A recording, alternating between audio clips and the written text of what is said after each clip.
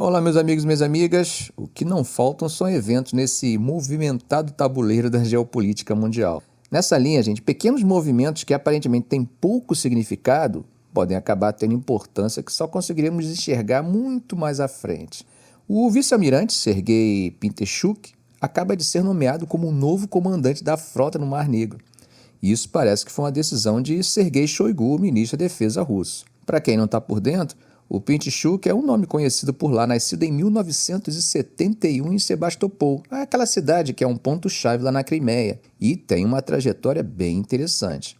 Antes de chegar onde está, em 2011, Pintechuk já havia sido promovido a comandante da base naval de Novorossiysk, que também fica no Mar Negro. E ele não parou por aí. Em 2016, assumiu a liderança da frota do Mar Cáspio. Agora ele toma as rédeas da frota do Mar Negro em um momento que podemos dizer bastante delicado, uma verdadeira chapa quente. Isso porque a Ucrânia tem conseguido alguns avanços significativos na região graças ao uso de drones marítimos e de mísseis, o que tem forçado a frota russa a reduzir a sua atuação ali. Essas ações têm permitido a Kiev não só causar danos a diversos navios russos, mas também a abrir um corredor marítimo importante para a exportação de seus grãos. Mas, como sabemos, os drones ucranianos não têm restringido sua atuação ao Mar Negro. E por falar nisso, um drone ucraniano lançado a partir de um ponto a aproximadamente 1.300 km, 800 milhas, das áreas de combate, alcançou e atingiu a terceira maior refinaria de petróleo da Rússia. Esse ataque, que não é o primeiro desse tipo, não apenas demonstra o alcance operacional dos drones ucranianos, mas também coloca em evidência o nível de independência que os ucranianos estão tentando imprimir, mesmo diante do risco de desagradar o principal parceiro, os Estados Unidos. O alvo foi uma unidade-chave na refinaria, responsável pelo processamento de cerca de 155 mil barris de petróleo bruto diariamente. Embora uma fonte anônima do setor tenha afirmado que o dano provocado pelo impacto do drone não foi considerável, o simbolismo e as potenciais implicações da ação não podem ser subestimadas. Funcionários russos disseram que os dispositivos de interferência eletrônica identificaram a aproximação do drone nas imediações da refinaria Taneco, que é operada pela Tatneft. Imagens que foram disponibilizadas do incêndio indicam que o drone teve como objetivo a unidade principal de refino, a CDU-7 da refinaria, embora sem causar estragos profundos. Apesar do impacto que impressiona pelo vídeo, uma fonte do setor assegurou sob anonimato que o prejuízo à unidade não foi crítico e o retorno das operações ocorreu de forma bem rápida. Segundo informações da agência de notícias estatal RIA, realmente houve um incêndio que começou, mas ele foi rapidamente controlado e extinto em menos de 20 minutos. Ramil Mulin, que é prefeito de Nizhnekansk, cidade no sudeste da região de Tatarsão, onde se localiza a refinaria, acabou minimizando o incidente, afirmando que os danos não foram graves. Bom, gente, mesmo levando em conta que o ataque realmente não tenha causado danos de grandes proporções, o ataque adquire uma dimensão crítica ao se considerar que a unidade afetada corresponde a aproximadamente metade da capacidade anual de produção da planta. Além disso, essa refinaria representa cerca de 6,2% da capacidade total de refino da Rússia. Então, gente, fica claro que o ataque tem um significado estratégico importante para os esforços de guerra e para os cálculos de potenciais danos. Fontes de inteligência militar ucraniana, falando a partir de Kiev, confirmaram que o alvo principal da refinaria Taneco foi atingido, o que acabou resultando no incêndio. Eles disseram que o objetivo do ataque era minar as receitas petrolíferas russas, um ponto vital para a economia do país. Além disso, outra fonte de inteligência ucraniana mencionou algo também bem preocupante para o esforço de guerra russo. Segundo essa fonte, drones fabricados na Ucrânia atingiram uma planta industrial russa que produz drones de ataque de longo alcance, os Sherod, e causou danos significativos à produção desses equipamentos militares. Bom, no cenário mais amplo, esses ataques contra as refinarias russas acabam adquirindo uma dimensão estratégica bem importante.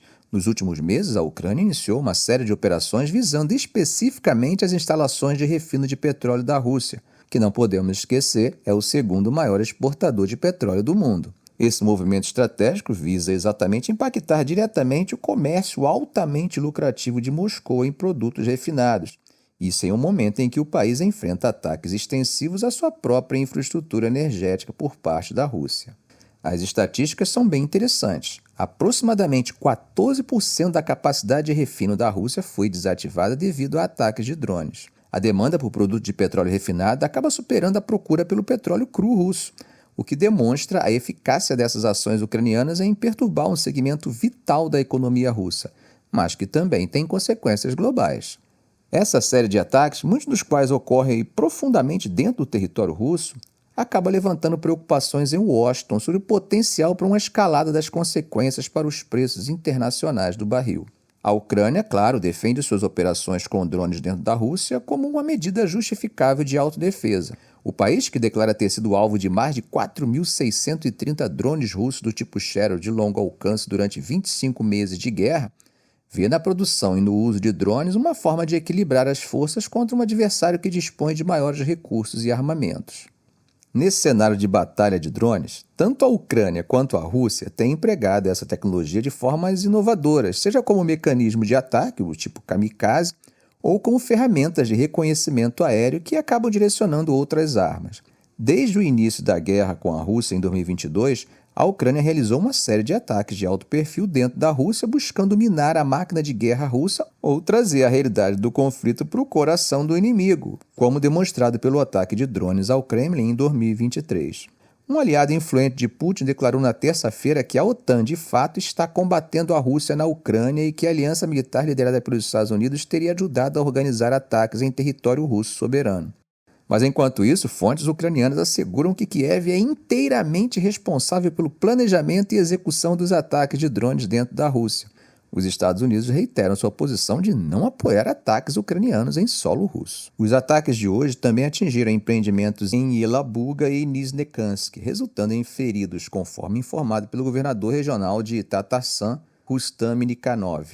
Em um dos incidentes, 2 drones atingiram um dormitório na Zona Econômica Especial de Yelabuga, ferindo pelo menos 7 pessoas, isso de acordo com relatos da mídia russa. Enquanto isso, o Ministério da Defesa da Alemanha anunciou que o país vai apoiar a Ucrânia com nada menos que 180 mil projéteis de artilharia. Isso faz parte de um plano liderado pela República Tcheca que tem como objetivo comprar munição para a Ucrânia com um custo total de 576 milhões de euros, o equivalente a cerca de 618 milhões de dólares. A necessidade mais premente para a Ucrânia, 2 anos após o início da guerra, tornou-se a munição de artilharia, que, como temos visto nos vídeos do canal, tem sido racionada, enquanto os russos têm conseguido disparar sem muitas limitações. A importância desse tipo de munição se deve ao uso intenso de fogo de artilharia pelas partes envolvidas que buscam manter posições largamente estáticas e entrincheiradas ao longo da linha de frente de 1.000 quilômetros. Como vocês lembram, no mês passado, o ministro da Defesa alemão Boris Pistorius anunciou um pacote de ajuda de 478 milhões de euros para a Ucrânia, que não inclui o apoio à iniciativa de munição tcheca. Quando colocamos os números na mesa, segundo um porta-voz do Ministério, o valor total das 2 medidas de apoio ultrapassa 1 bilhão de euros. E não para por aí. Mais países estão aderindo à iniciativa tcheca, buscando fontes de centenas de milhares de projéteis de fora da Europa para a Ucrânia. Enquanto isso, o secretário de Estado americano Antony Blinken desembarcou na capital francesa para uma série de encontros com alguns dos principais líderes do cenário político mundial, incluindo um encontro marcado com o presidente Emmanuel Macron no Palácio do Eliseu. Blinken chegou trazendo uma mensagem bastante enfática sobre a situação atual na Ucrânia. Durante uma coletiva de imprensa ao lado de Sébastien Lecornu, o ministro francês das Forças Armadas, Blinken sublinhou a importância crítica desse momento para a Ucrânia. Ele destacou a necessidade urgente de fornecer aos ucranianos tudo o que é essencial para a sua defesa, com um foco particular nas munições e na defesa aérea. A dupla aproveitou a ocasião para visitar uma fábrica da Nexter, uma fabricante de armas que produz, entre outras coisas, o famoso canhão Cisa. Esse canhão, por sinal, se tornou um verdadeiro símbolo da coalizão de artilharia, representando um aumento notável na capacidade de produção.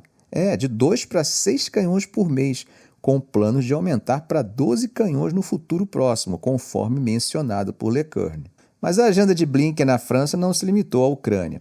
O cenário no Oriente Médio também estava na pauta, prometendo ter temas de conversa em seu encontro com Macron. O secretário de Estado americano tem um jantar agendado no Eliseu, onde as crises internacionais tomarão a frente nas discussões.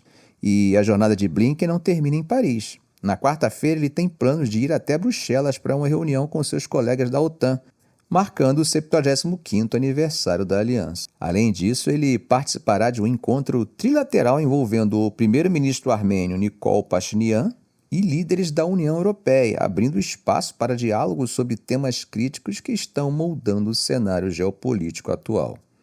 Bom, gente, mas enquanto isso, de acordo com uma declaração feita pelo ministro da Defesa Sergei Shoigu, parece que há novos movimentos no terreno de batalha.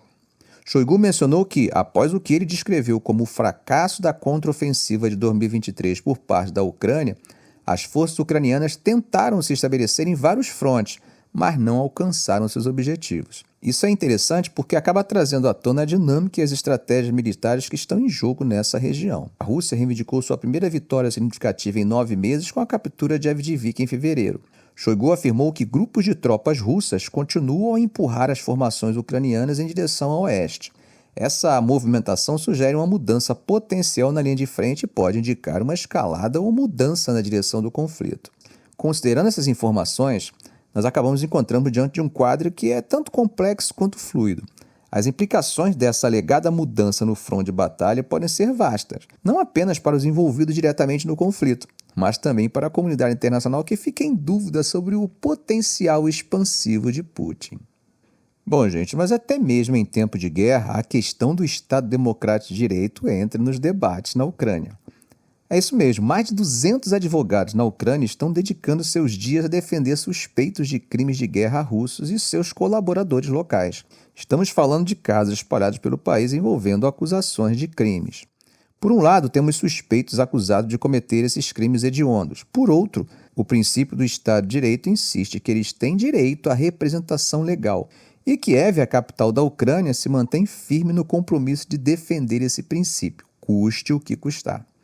Uma dessas advogadas, Kristina Vrashchuk, de 42 anos, compartilhou um relato que pessoalmente me deixou pensativo. Ela falou sobre como se sentiu ao argumentar contra uma mulher ucraniana em tribunal. Essa mulher havia perdido o marido e o irmão, supostamente torturados até a morte por 3 soldados russos perto de Kiev em 2022. Vrashchuk argumentou que a mulher não havia produzido provas suficientes de sua relação com os homens mortos, pedindo sua exclusão do caso. Ao voltar para casa, Vrashchuk disse que tudo o que queria era tomar um banho quente, tentando de alguma forma limpar o peso daquele dia. Esse cenário se complica ainda mais com a Rússia negando qualquer cometimento de crimes de guerra na Ucrânia. Enquanto isso, as autoridades ucranianas dizem estar investigando mais de 120 mil alegados crimes de guerra relacionados à invasão russa.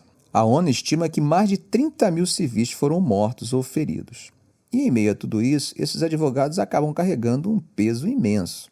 Vrashchuk, por exemplo, está atualmente designada para 4 casos envolvendo soldados russos e quase 30 mais envolvendo colaboradores locais.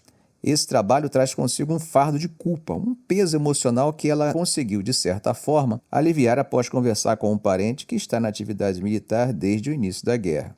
É um dilema moral e ético que não tem respostas fáceis, por isso gera tantos debates. E enquanto discutimos, vale lembrar que para esses advogados o trabalho continua. Eles vão tentando se equilibrar nessa linha tênue de dever para com a lei, enfrentando críticas, mas também mantendo a integridade do sistema judicial. Termino com a resposta dada em um comentário do canal por @jogomes8002. A pergunta era qual seria o limite entre o direito de defesa e a dignidade da vida humana. Ele respondeu, o limite é a lei. Ficamos por aqui. Se esse vídeo foi útil a você, faça um comentário, compartilhe em suas redes sociais, dê um like. E é claro, se ainda não for inscrito, inscreva-se no canal e ative o sininho. Ok, gente? Um grande abraço do professor Arão Alves.